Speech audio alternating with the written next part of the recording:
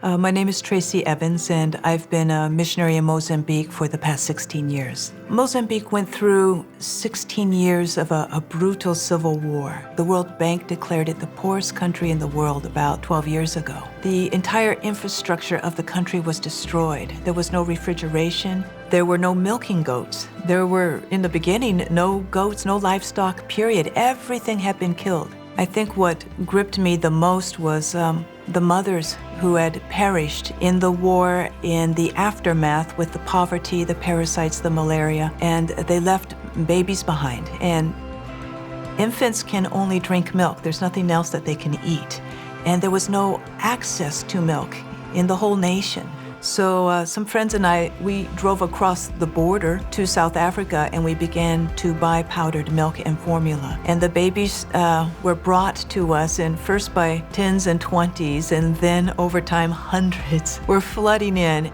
What we decided to do was partner with the extended family. So they bring us the orphan, but we say, hey, this is your child. This is your nephew, your sister, your brother. We will help you. And once they have hope that they will receive milk and medical care, they're very eager to keep their babies. And then they grow up in their own language group, in their own culture. They fit in their community.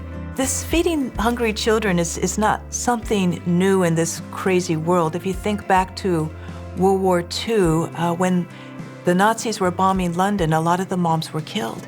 And consequently, the surviving babies were perishing for lack of milk. In response to this great need, Winston Churchill made an appeal on national radio.